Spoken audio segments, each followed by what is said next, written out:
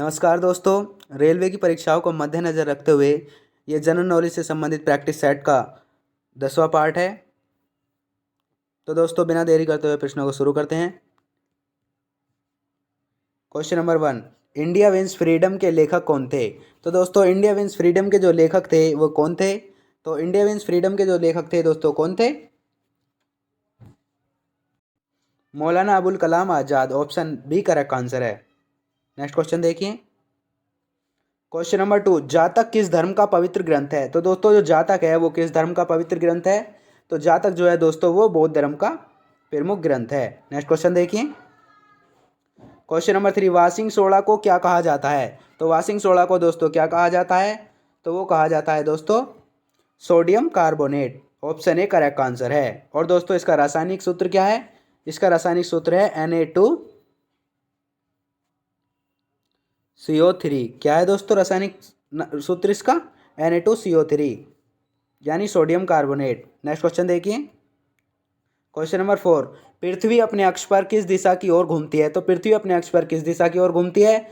तो वो घूमती है दोस्तों पश्चिम से पूर्व की ओर। ऑप्शन ए करेक्ट आंसर है। पृथ्वी अपने अक्ष पर पश्चिम से पूर्व की ओर दिशा में घूमती है। नेक्स्ट क्वेश्चन देखिए। क्वेश्चन नंबर 5, कालिदास किसके उपासक थे? तो दोस्तों जो कालिदास थे वो किसके उपासक थे? तो वो थे दोस्तों भगवान शिव के। ऑप्शन ए करेक्ट आंसर है। कालिदास भगवान शिव जी के उपासक थे। नेक्स्ट क्वेश्चन देखिए। क्वेश्चन नंबर 6, काहिरा किस देश की राजधानी है? तो दोस्तों जो काहिरा है वो किस देश की राजधानी है? तो वो है मिस्र की। नेक्स्ट क्वेश्चन देखिए। क्वेश्चन नंबर 7, राजा भोज द्वारा बनवाई गई विशाल झील कहाँ है? तो राजा भोज द्वारा बनवाई गई जो विशाल झील है दोस्तों वो कहाँ है? तो वो है दोस्तों भोपाल में। ऑप्शन सी करेक्ट आंसर है। राजा भोज द्वारा जो बनवाई गई विशाल झील है दोस्तों वो भोपाल में स्थित है, यानी मध्य प्रदेश के राजधानी भोपाल में। नेक्स्ट क्वेश्चन देखिए।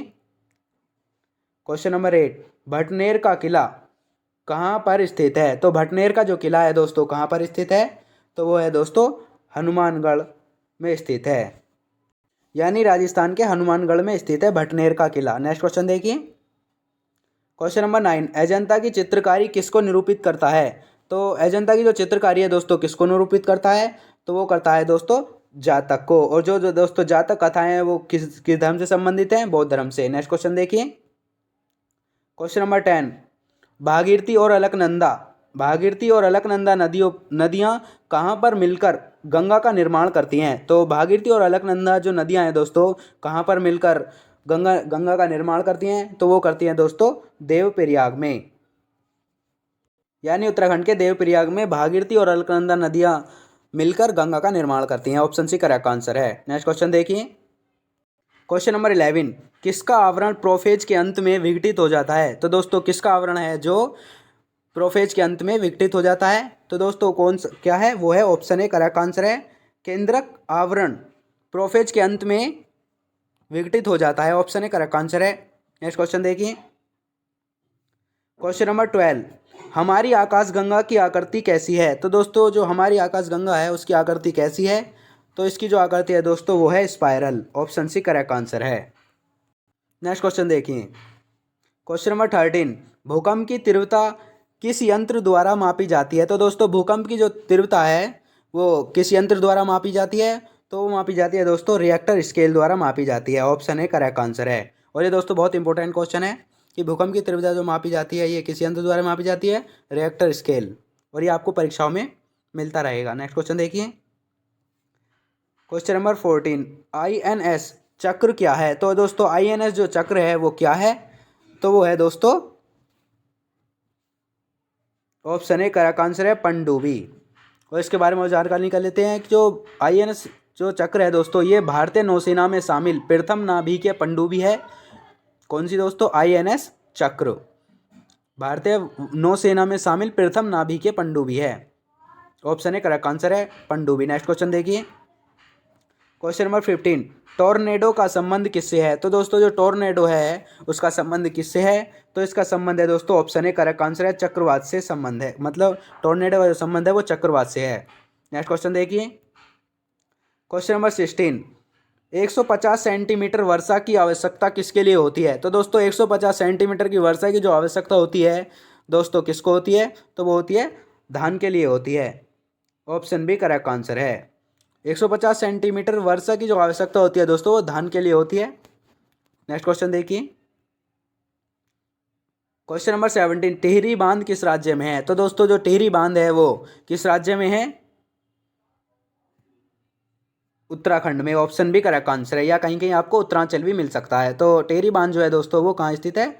उत्तराखंड में स्थित है। और दोस्तों किस नदी पर स्थित है? भागीरथी नदी पर स्थित है टिहरी बांध। नेक्स्ट क्वेश्चन देखिए, क्वेश्चन नंबर 18, सिंधु नदी कहाँ से निकलती है? तो दोस्तों जो सिंधु नदी है वो कहाँ से निकलती है? तो वो निकलती है दोस्तों मानसरोवर झील से। ऑप्शन ए करेक्ट आंसर है, सिंधु नदी मानसरोवर झील से निकलती है। यानी नदी का जो उद्गम स्थल है दोस्तों वो है मानसरोवर झील। नेक्स्ट क्वेश्चन देखिए, question number 19, Akhil Bharatiya home rule league की स्थापना एनी बेसेंट ने कब की थी? तो Akhil Bharatiya home rule league की जो स्थापना की थी दोस्तों एनी बेसेंट ने कब की थी? तो इसकी स्थापना की थी दोस्तों 1916 में। ऑप्शन भी करेक्ट आंसर है कि Akhil Bharatiya home rule league की जो स्थापना की थी वो 1916 में एनी बेसेंट जी ने की थी। नेक्स्ट क्वेश्चन देखिए, क्वेश्चन नंबर 20, ताजमहल का वास्तुकार कौन था? तो दोस्तों जो ताजमहल है उसका वास्तुकार कौन था? तो इसका जो वास्तुकार था दोस्तों Ustad Ahmad Lahori. Option A correct answer है। ताजमहल का वास्तुकार कौन थे दोस्तों? वो थे उस्ताद अहमद लाहौरी। नेक्स्ट क्वेश्चन देखिए, क्वेश्चन नंबर 21, सेकेंडरी लोलक का आवर्तकाल कितना होता है? तो दोस्तों सेकेंडरी लोलक का जो आवर्तकाल होता है दोस्तों कितना होता है? 2 सेकंड होता है। ऑप्शन बी करेक्ट आंसर है। नेक्स्ट क्वेश्चन देखिए, क्वेश्चन नंबर 22, 73वां संविधान संशोधन तथा अनुच्छेद 243 किससे संबंधित है? तो दोस्तों 73वां संविधान संशोधन अनुच्छेद 243 जो है दोस्तों किससे संबंधित है? तो वो है दोस्तों पंचायती राज से। ऑप्शन ए करेक्ट आंसर है। या फिर से ऐसे आ सकता है कि अनुच्छेद 243 है उसका संबंध किससे है? तो पंचायती राज से। और या ऐसे भी आ सकता है कि 73वां संविधान संशोधन किससे संबंधित है दोस्तों? पंचायती राज से। नेक्स्ट क्वेश्चन देखिए, क्वेश्चन नंबर 23, सलार जंग संग्रहालय किस नगर में स्थित है? तो सलारगंज जो दोस्तों संग्रहालय है दोस्तों वो किस राज्य में स्थित है? तो वो है दोस्तों तेलंगाना की राजधानी हैदराबाद में स्थित है।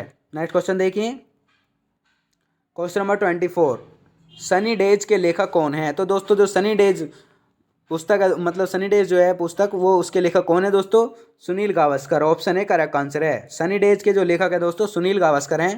नेक्स्ट क्वेश्चन देखिए, क्वेश्चन नंबर 25, पौधों में जल परिवहन किसके माध्यम से होता है? तो पौधों में जो जल परिवहन होता है दोस्तों किसके माध्यम से होता है? वो होता है जाइलम के माध्यम से होता है पौधों में जल परिवहन। और कार्बनिक पदार्थों का जो होता है दोस्तों वो फ्लोएम मतलब भोजन का जो संग्रह होता है वो फ्लोएम द्वारा होता है। तो इसमें पूछा है कि पौधों में जल परिवहन जो होता है दोस्तों वो जाइलम द्वारा होता है। नेक्स्ट क्वेश्चन देखिए, क्वेश्चन नंबर 26, महलवाड़ी व्यवस्था का प्रस्ताव सर्वप्रथम एच मैकेची द्वारा कब लाया गया था? तो महलवाड़ी व्यवस्था का जो प्रस्ताव है दोस्तों वो सर्वप्रथम एच मैकेंजी द्वारा लाया गया था। और दोस्तों कब लाया गया था? तो वो लाया गया था दोस्तों ऑप्शन बी करेक्ट आंसर 1819 ईस्वी में लाया गया था। तो महलवाड़ी व्यवस्था का प्रस्ताव 1819 ईस्वी में सर्वप्रथम एच मैकेंजी द्वारा लाया गया था। यहाँ आएगा मैकेंजी नहीं मैकेंजी। नेक्स्ट क्वेश्चन देखिए, क्वेश्चन नंबर 27, विशिष्ट ऊष्मा का मात्रक क्या होता है? तो दोस्तों विशिष्ट ऊष्मा का जो मात्रक होता है वो होता है joule kilogram kelvin. Option A correct answer है।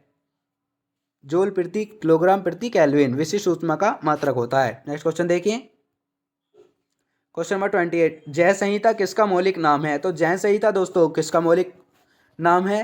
तो वो है दोस्तों महाभारत का। नेक्स्ट क्वेश्चन देखिए, क्वेश्चन नंबर 29, संविधान के किस भाग में संघीय न्यायपालिका का उल्लेख है? तो दोस्तों संविधान के किस भाग में संघीय न्यायपालिका का उल्लेख है?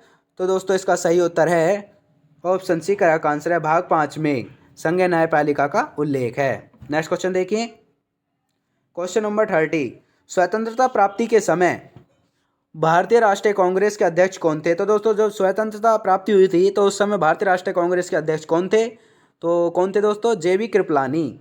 ऑप्शन ए करेक्ट आंसर है। स्वतंत्रता प्राप्ति के समय भारतीय राष्ट्रीय कांग्रेस के जो अध्यक्ष थे वो थे जेबी कृपलानी। तो दोस्तों यही थे हमारे जनरल नॉलेज से संबंधित बहुत महत्वपूर्ण क्वेश्चन। नेक्स्ट पार्ट में फिर मुलाकात होगी, तब तक के लिए जय हिंद जय भारत। और दोस्तों ये प्रश्न आपको कैसे लगे कमेंट बॉक्स में लिखकर हमें ज़रूर बताइए। Thank you very much.